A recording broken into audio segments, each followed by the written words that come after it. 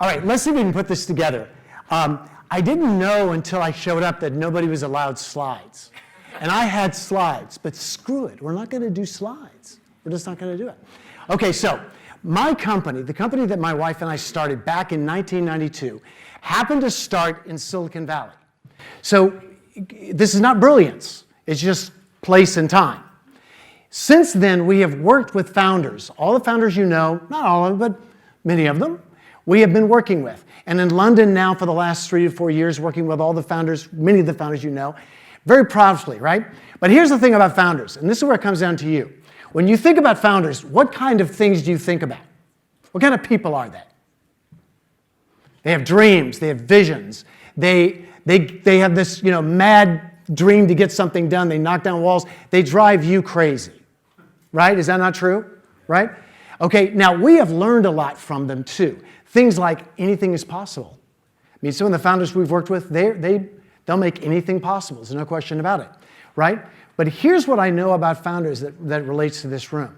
Many of you in this room, by your nature, are very much like founders. You guys knock down walls. You are by nature driven to do great things. Just even the energy in this room, it's you can feel it, right? And this comes from this way of thinking, this founder way of thinking. But there's a big difference between a founder and you. What's the difference? What's that? Well, definitely paycheck, stock position, right? But here's what it really is. And this is what pisses me off, actually. I'm a founder, I go talk to a VC, and I make promises I can't keep. Then I go and search the earth. Say, what idiot can I find that can fulfill that insane promise? And they're all in this room. So you guys are the ones who actually, yes, founders can be all those meaty things, that everybody praises them for, but you have to actually live it and do it, right? True? Is that all right? Yeah? Okay, now, but here's what you don't know, and I want to walk you through something. Okay, under the stress that you're put under, right? You have to go 100%, 200% growth, which, by the way, is insane. But you all think it's normal. I just think that's insane. All right, so, but with that, here's the truth of it. It creates something in you personally. Everything that we were talking about with Lauren, what the other two speakers have talked about, actually, you don't realize this, but biomedically, it's doing something to you. It's actually that stress, all of that pressure is actually creating, and this is scientifically proved, a cognitive distortion. Your ability to see truth is screwed up. Your ability to make good decisions is screwed up. You think caustically when you don't need to be thinking caustically. You think black and white when you shouldn't be thinking black and white. You think that person's trying to get me when in fact they're not trying to get you. And that happens because you're under stress. But that's not the worst of it. If you ever get a chance, read a book called The Order of Time by Carlo Rovelli. Do you know this? Anybody know this book? A little bitty book. It's about quantum mechanics. Here's what they tell you. In the real world, the chair you're sitting in is actually not real. The stage isn't real. Nothing in this room is real. Matter of fact, we're not even real. Guess what's real? Only when we engage with it.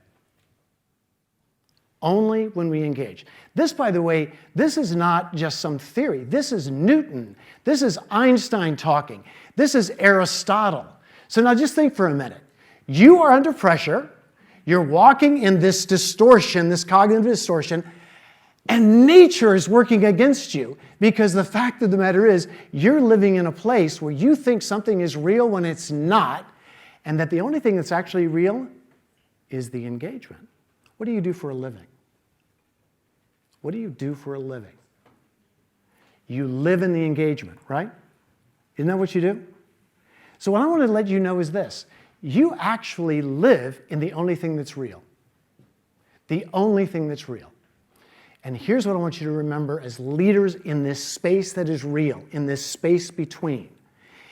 There's 3 things that you have to invest in. One is the ability to have empathy for others, the ability to understand others, seek understanding, And then you've got to be able to have your content clear. Now think about what you do for a living. What do you do all day long? Do you do those three things? But here's the mistake you make. You spend so much time on the unreal things. You spend so much time on all your data and all that kind of stuff. When I want to challenge you, if you want to make the world a better place, and if you want to actually, all the things we talk about, this connection between body and mind and all that, what you should be doing as leaders is spending a lot of time in the space in between. Learn how to empathize with others. Learn how to truly listen, not pretend listen, not to listen to what you want to hear so you can sell them, but to actually listen to them actively and have them believe that you did, right? Critical. And then work on getting your message totally buttoned up. This idea of power of three. Keep it very simple. Because here is what it all comes down to. If you spend your time on learning this connectivity skills, this ability to communicate, that is where you will find not only success, you'll find fulfillment in yourself, and you'll find that actually life, all the stuff we just talked about, this idea of beating yourself up and all that, you'll actually find it's almost a healing medicine for you. Now, this is the work that I do. My company, we spend our time with founders and with the critical leaders in any business, the accountable ones, the ones in this room, to help you get through this very stressful moment, this cognitive distortion thing that's happening, and we get you through quantum mechanics. So, you ever wondered why they call what I do for a living soft skills? Isn't that stupid? So the favor I'm going to ask of you is from now on, now that you know it's quantum mechanics and Newton talking and Aristotle and Einstein, don't ever call that space between soft skills again. Cool? All right. That's it for the night. See ya.